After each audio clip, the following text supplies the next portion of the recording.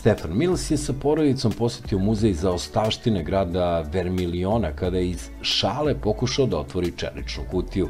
Kanađanin je, verovali ili ne, uspeo da otključa sef koji je neotvoren decenijama stajao u muzeju, pogodiši šifru na sreću i to iz prvog pokušaja.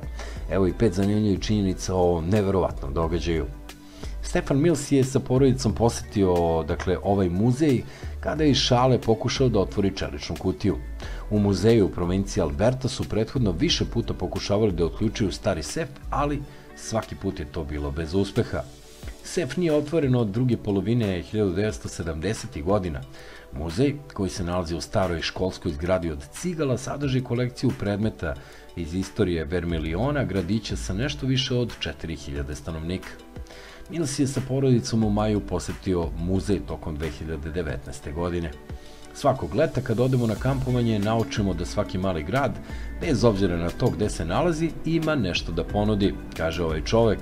Tako su decu poveli u muzej kroz kojih je sproveo volonter Tom Kilbright, jedan od eksponata i sef poreklom iz Brunswick hotela koji se u tom gradu otvorio davne 1906. godine. Veruje se da je sam sef kupljen godinu dana kasnije, 1907. Muzeju je doniran inače početkom 90-ih kada je hotel promenio vlasništvo i bio renoviran. Mills kaže da je cela porodica bila zaintrigirana kada im je pokazan sef. Iz muzeja su prethodno tražili pomoć stručnjaka kako bi otkrili šifru, pokušavali su različite kombinacije, čak i stupili u kontakt sa bivšim zaposlenima u hotelu. I drugi posetioci, baš kao i porodica Mills, igrali su se sa sefom i pokušavali da ga otvore, ali bezuspešno. Rekao sam vodiču da je to neverovatna vremenska kapsula i da ne znaju ni šta je unutra, kaže Mills, koji radi inače kao varilac. Primetio da se brojevi kreću od 0,60 i odlučio da proba 20, 40, 60 šifru. Tipična kombinacija, 3 puta u smeru kazaljke na satu 20, 2 puta u suprotnom smeru 40 i jednom u smeru kazaljke na satu 60. Probao sam i otvorilo se, kaže on. Bilo mi je jasno da je dugo zaključan jer je prašina pala sa mehanizma za zaključavanje. Gilbert kaže da je bilo vrlo uzbudljivo kada se okrenuo i video da su vrata u stvari otvorena. Nažalost, nije bilo blaga. U njemu je bio stari nalog za plaćanje i blokčić za upisivanje narudžbina iz 1970. godina.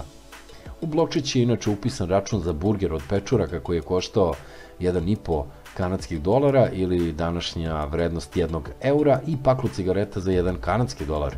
Ti predmeti nemaju neku vrednost, ali nas veoma zanimaju. Daju nam ideju o tome kako je ovo mesto bilo 77. i 78.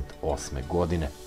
Verovatnoća da Mills tačno pogodi kombinaciju je vrlo mala, kaže Jeffrey Rosenthal sa Univerziteta u Torontu, autor knjige Knock on Nude, Luck, Chance and the Meaning of Everything.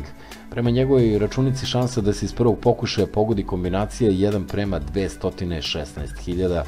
Njegova kalkulacija uzela u obzir da se brojevi na sefu kreću od 0 do 60. On ipak ističe da neke takve brave imaju prostora za manevrisanje, ali pošto je ova imala sigurnosni sistem od 3 broja, Rosenthal je izračunao da su šanse ipak 1:8.000, što je i dalje vrlo mala verovatnoća.